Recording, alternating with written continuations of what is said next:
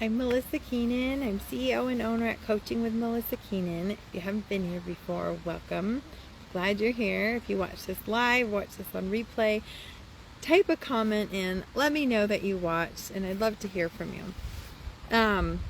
Okay, let's jump in today. I am coming to you from the park. I am switching things up a little bit.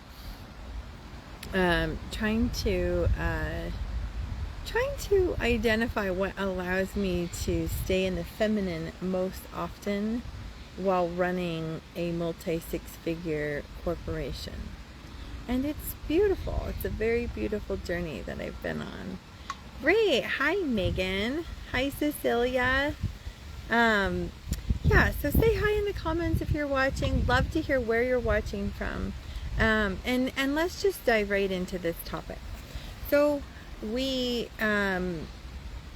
this is very common, and there were some really good comments that came up in the group. If you didn't see the thread where I asked about robotic sex, definitely go check that out. Lots of different ideas of problems, why this may be happening, what shows up, and if anything, my hope is that post was very validating. Anybody who had anything to say about that only has something to say about it because they've experienced it before.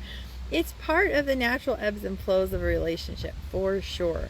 But I also don't want to make it sound like it has to be that way, or like it should be that way consistently over time, because typically if that lasts, sorry, getting a call here, that's why I don't usually do this on my phone. Typically if it lasts for a long period of time, then something's out of balance and it's not working. And what I know about this is you may think that you're the only one who feels this way. Maybe you guys don't talk very much about these kinds of things. It's a sticky area to go into, so you don't talk about it. But I can guarantee that both parties are feeling it. Both parties are aware that this is feeling robotic, right? So let's first break down what are the things that end up kind of being those underlying seeds that are like creating this robotic sex piece. So you guys ready for this? The first piece is unwillingness to make your yes mean yes and your no mean no. This is the basic level. So if you're listening and you're like, I've already worked through that, hang tight with me. We've got to go here first. Probably if you've followed me for some time, you've heard me talk about this before. Obligatory sex, duty sex, all of these things are toxic old constructs that actually don't serve either partners of the marriage. So a wife may think it's my duty to give my husband sex. Ooh, that makes me feel like nails on a chalkboard a little bit. But I also know that our hearts are in the right place, right? Like we just want to have a good marriage, and we just want to love and support our spouse, and we think that this is the best way to do that. When in reality, when our yes actually means no, and the entire time we're going through that process feeling no but acting like yes, we are creating massive distrust and disconnection, even if it's never spoken. Massive distrust and disconnection, because he feels it even if he doesn't say he feels it. And maybe part of you is thinking, I think he does feel it, then why doesn't he stop? Why doesn't he say anything? Well, guess what? It's not his job. It's your job. It's your job to protect your sovereign body and say yes when you mean yes and say no when you mean no. Man, that's harsh. I know it is. And I'm speaking to you sister to sister right now, because I used to be the queen of duty sex. I did it for years. I did it for probably about 6 years, duty sex, and felt like I was dying inside. And there's a thing, and it's called marital rape. And you can go Google it, marital rape. And it is this whole, like, I really don't mean I really don't mean it. It feels like rape. But the issue is there's a difference between you saying no and him still saying yes versus you saying yes and meaning no. Because then who's actually doing the raping? I know I'm going deep here, you guys. Who's actually doing that to you? It's you. So you gotta get in line with your heart. Get in line with yourself. Get your yeses back to your yeses and your no's back to your no's. More than anything, above anything, regardless of maybe you're worried there's going to be a reaction or there's going to be some sort of repercussions or whatever. If you're hearing this and I'm making you feel extremely uncomfortable, please set up a call with me. I would be happy to talk you through this. This is step number 1. It's vital, it's crucial, it's everything. And you won't get past robotic sex without getting into this sovereign integrity with yourself. Does this land? Okay, everybody take a deep breath. Whew, that was like hot and heavy and quick right out the door. I'd love to hear in the comments, are you still watching? Are you with me? Who here is even willing to say, yep, used to do that, don't do it anymore? It'd be awesome if you were willing to share, because I think we all fall into this. You know, it's easy for us to fall into that. Okay. Next pieces. When you find you're experiencing robotic sex and you're like, no, I actually am a yes, and this just sucks. I don't know why. Okay, we're gonna lighten this up a little bit. Thank you, Megan. Yeah, thanks for being willing to be vulnerable, because it's validating, right? When women are able to come together and say, yeah, I've done that. So this next one is, you do want it and you don't understand why it's so robotic. You want more depth and you're not experiencing it. And maybe some of you is thinking this is his fault because he's not a super deep person, or for him it's all about direct touch. And so it's like, get business done. And I want more. I want more than that. And several other like scenarios, right, that this can come to play in. So what do we do when this is the case? Why is this showing up for us? And what do we do with it? And if I haven't said your scenario and you want to put it in the comments because you want me to speak to it, please do so. And if you can't, again, direct message me. I'm happy to talk you through this. So when you find yourself in this situation, again, there's a lot of different factors actually that could be playing into this. One is likely you're not super aware of what really turns you on. And then the next level of that is then your partner is very aware of what really turns you on. Some of this can actually be because we, in media and stuff like that, what we've seen, what we know about sex is we kind of just think it's just supposed to happen. And when we think of foreplay, we usually automatically think of direct touch when we think of foreplay. And if you've been here for any length of time, you've heard me talk about this, but the majority of women, I forget what the percentage is, it takes them 45 minutes to get to a place where they're actually ready to climax or to orgasm. 45 minutes. Okay, let that sink in. So if you are, oh, Amy, thanks for sharing that. I know, so like rooting for you in your freedom from that. So glad that you're free from that. Oh shoot, I lost my track of thought though, because I was like, oh yeah, that's so good. What was the last thing I just said, you guys? I shouldn't do this at the park, huh?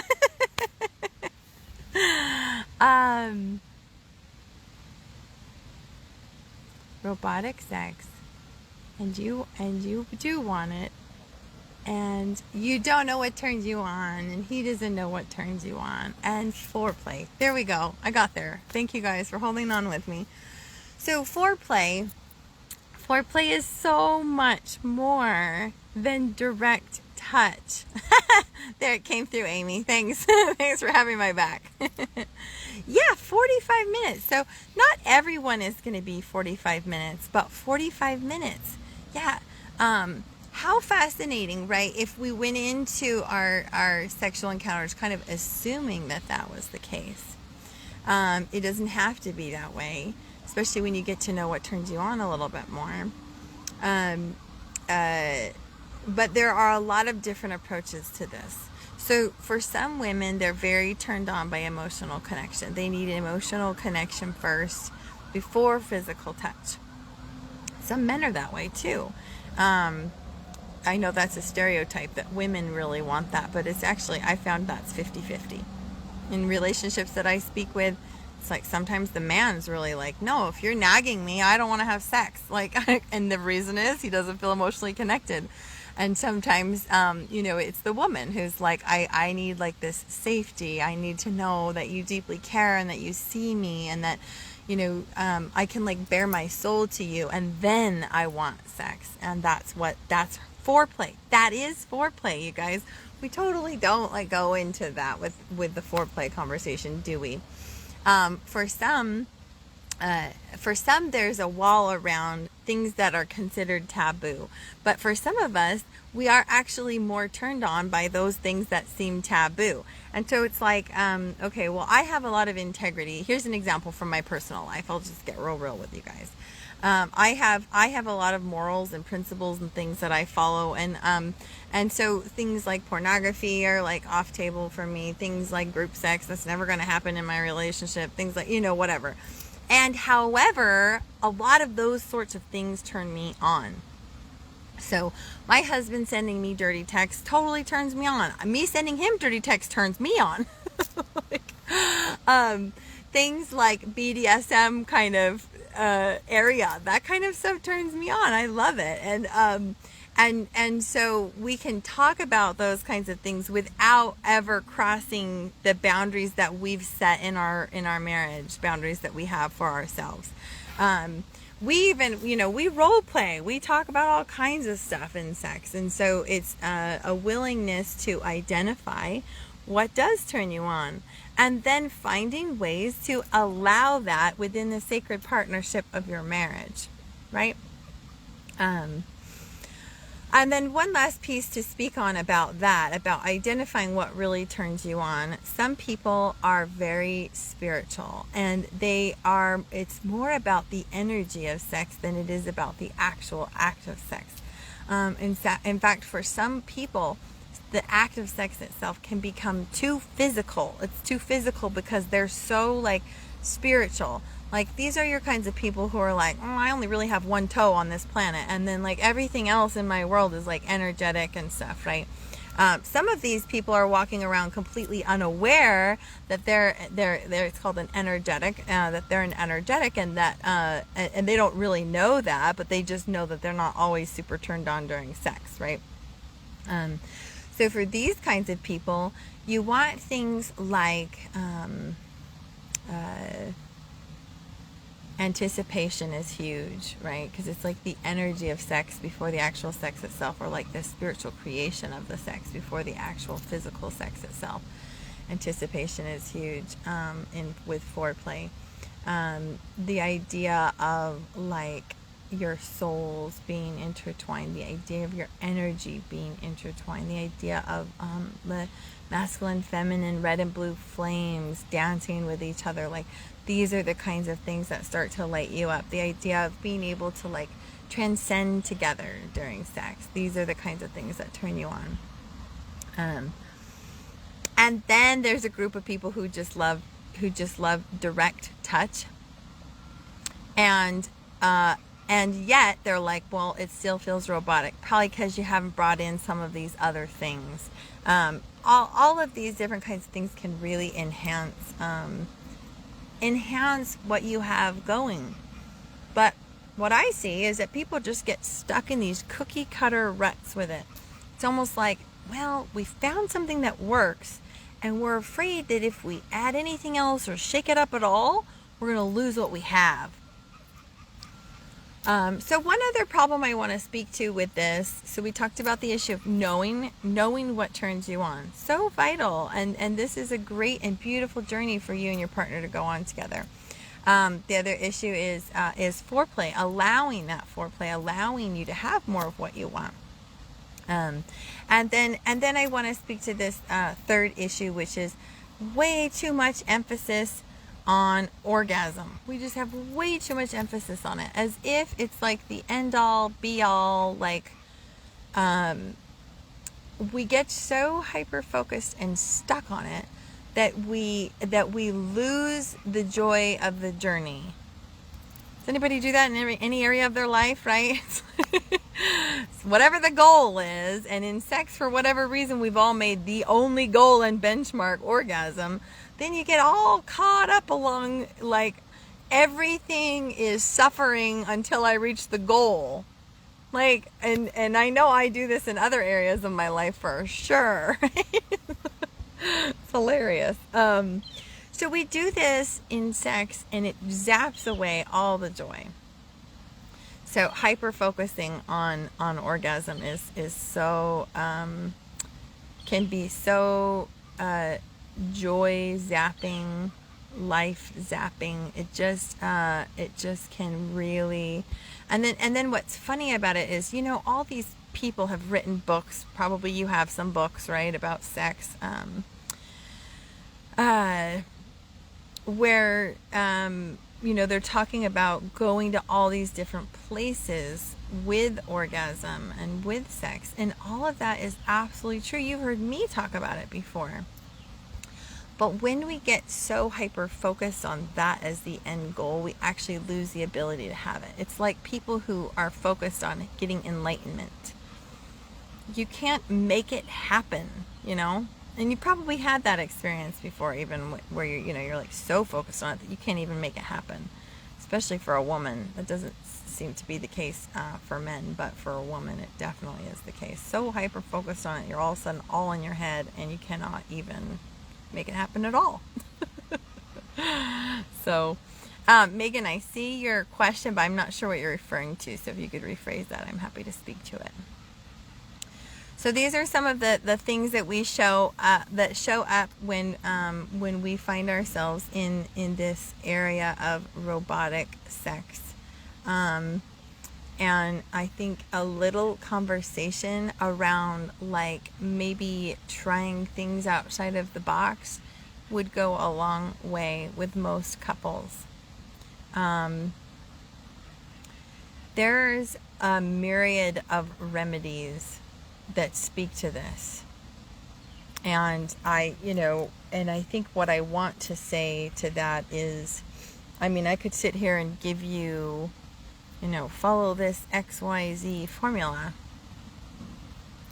But I don't operate that way. And there's a really good reason why. It's because I could give you a formula that I've seen work for couples, and then you apply it, and if it doesn't work because you're not them, or you're not me, you're your own self, and you and your spouse are your own couple, then you walk away from that more damaged than when you started, feeling more broken, feeling more disconnected from your body than when you started, and it could potentially deter you from ever re-entering the conversation. I hate Cosmo for that very reason.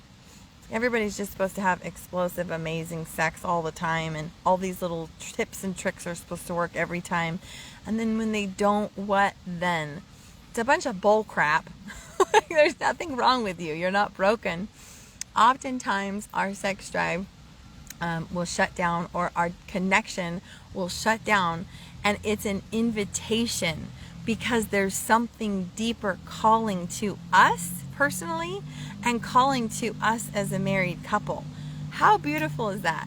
Maybe the robotic experience you guys are having right now is begging you to have some deeper conversations so that you too can step more fully into the divinity of who you really are, what you're meant to do here on the planet as a couple. How about that? How about that's the narrative? So what I want to say though is while we sit around and we look for the next tip and trick, and we look for the next 3 steps to volcanic eruption orgasm, whatever. Like, oh my gosh, I feel like, oh, it just kills me, all the things that are out there. While we sit around and do that, are we actually addressing this in a sacred way that it needs to be addressed? Are we actually taking the time to go inward and find out, like, really for me, what is this calling me to? And if this is meant to be a God-given part of my experience on this planet, to be deeply connected with my spouse, to co-create with my spouse, to have this adventure and this sacred creation space with my spouse, then what is that gap about? And how can I bridge that gap personally? How can we bridge that gap personally for us? I mean, is the next tip and trick really going to get you your answer? I don't think so. Certainly, I've given you some ideas about what happens.